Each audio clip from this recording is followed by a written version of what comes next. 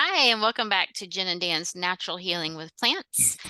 Before we begin, I want to give you our medical disclaimer. We are not doctors. This is only educational purposes. We are educators and teachers, so please do your own due diligence before following anything that we are saying today. So I am a health educator, a coach, and a master herbalist. Hey, I'm Daniel, your exercise specialist and fellow master herbalist. And today we're talking about a topic that's really important, sleep hygiene and better sleep. Yes, I just saw something, I think it was Dr. Karazian had a post just today about sleep, and how, it's actually dangerous. We don't get enough sleep, and what most people do is they stay up too late. They're not going to sleep at an appropriate time. And so when we're talking about sleep hygiene, well, why don't you tell us about it? So tell us about sleep hygiene. Well, there's several factors now, sleep hygiene. Now that in our modern world, we have these blue lights, blue screens, computer screens. You're supposed to cut these off. They're saying now science is showing at least an hour or two before you go to bed because these they mess with your circadian rhythms. It's also Yes. better not to watch TV shows or movies that are stressful, like horror or violent movies, because that can affect your sleep. Oh, yeah. And you really don't want to go to sleep with food in your stomach. Right. Right. Yeah. Stopping eating 2 to 3 hours before you go to bed and putting away the phone. Yes. Yes. For a few hours before you go to bed and not sleeping with your phone next to you. Yeah, that's a big one. Yes. Yes. And so having a schedule, like here, one of the things that we do is I turn down the lights after dinner, just so that the house is a little bit dimmer. Because if you think about it, you know, the way we should be is the sun goes down, that's when we should go to get ready to go to bed. And then the sun comes up, that's when we're ready to wake up.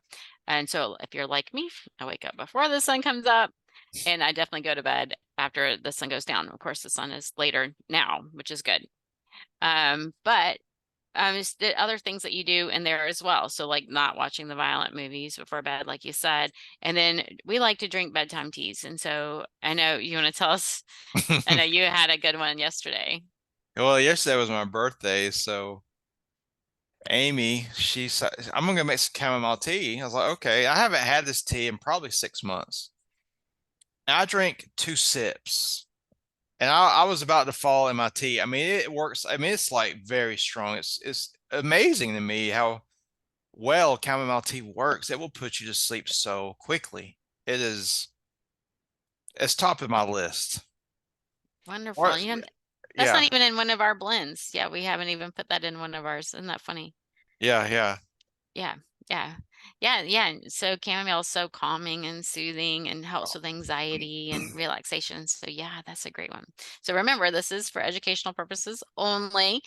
For the next one I wanted to talk about was valerian root, which is one of my favorites. It doesn't smell very good, so I do like to combine it with other herbs. Yeah. But when I drink valerian root, I could fall asleep on the couch. It's like I can't even make it to the bed. Now, some people, it can knock them out so much they have trouble waking up in the morning.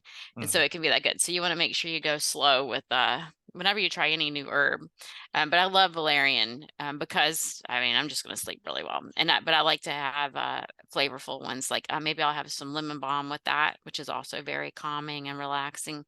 And then that gives you, it kind of hides the valerian. So people say valerian smells like dirty socks. And so It and does it's smell. yeah, so my husband he likes it. He doesn't think it stinks, but I do. Yeah, so that's a really good one to me. And then lavender. And you could always pair the lavender with the valerian or have lavender by itself.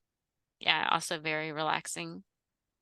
Another one of my favorites is the passionflower. I really love that one. Yes, yeah, I do too. And that one calms the mind. It helps with the monkey brain. So when you have those circling thoughts, I know we've talked about this one on another episode, but that one's really, really great. And it's one that, um, like Dr. Rita Marie said, she likes to keep something like that on the bedside table. So if you wake up in the middle of the night and you just can't get your brain to stop thinking about certain things, then taking some passionflower tincture. But I like to have it in my bedtime teas too. I like to rotate my teas. I don't like to drink the same teas every night, but that's just something that's, you know, really easy to do. So we'll make ours up after dinner, and then we actually stick it in the dehydrator to keep it nice and warm, and then strain it. Yeah, it also works better that way because the reason the chamomile floored me yesterday is because I haven't used it in a while. If you use it for long term, it doesn't have the same effect. So you have to Yeah, take a break. yeah, And then if you take a break and you come back, it works really well. So it's good that you rotate them like that. yeah, yeah. And I get tired of things too. Yeah. Yeah, and so it's kind of like, what flavor do I feel like today? Or I actually we're kind of pretty scheduled about when we rotate them. But we'll have to try some chamomile tea in there. Yeah, so like I mentioned, dimming down the lights. But what are some other things that you can do as part of sleep hygiene?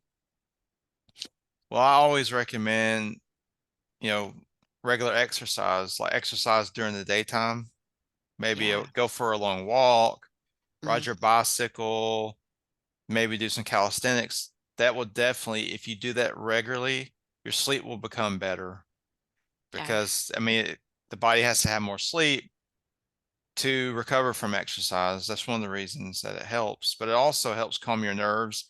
Moderate exercise, I'm not talking about killing yourself, but moderate intensity exercise lowers your Mhm. cortisol. So it's easier to go to sleep at night. Yeah. Well, and getting outside, getting Oh, yeah. natural sunlight and getting it early. You know, if you can watch the sunrise outside, that's even better to help with your circadian rhythms, just watching the sunrise. But getting out that morning sun, the natural sunlight is so important to help with sleep cycles. Um, and then in the evening, you know, reading instead of watching a scary movie or something, gentle stretching, and making it a habit, you know, just going to bed at the same time every night really helps too. Just gets your body used to that routine. Okay, now when I get in bed, I'm going to be going to sleep, which is another thing. Like I don't have a TV in my bedroom um, because I don't want to watch TV in bed. You know, you go in bed to go to sleep, and so that can help too. Another thing people don't think about is you have to make sure that during the day that you're eating enough food because a lot of people that go on crash diets, they Yeah. have a hard time sleeping because it's stressful. So you have to make sure you're nourishing your body during the daytime. Yes. Yeah. Yeah, any kind of stress can keep you up and Mm-hmm. keep you from sleeping well. Yeah, and if you and alcohol, you know, a lot of people Oh, they drink alcohol saying that it's going to relax them so they can go to sleep, but then they wake up in the middle of the night. It could be go to the bathroom, but it could also be because your liver's working extra hard, detoxing and not drinking, you know, caffeine. If you do drink, you know, coffee or tea, caffeinated tea, you definitely don't want to have that in the afternoon or the evenings. Some people can tolerate it better than others, but it's better for your overall health if you don't. I also recommend throughout the day because it's helped me so much. It's just 10 minutes of deep breathing. You know, I have stress problems. Yes. 10 minutes of deep breathing, it works wonders. And you could do it twice a day even. And it Yes. helps to lower your stress level, it helps lower your cortisol Mhm. because if you catch yourself, if you're a tense person like I am, it's better throughout the day to try to have just 10 minutes to try to relax because if you don't, by the time bedtime gets there, you're still gonna be tense and you're not gonna be able to sleep, you know? Yes.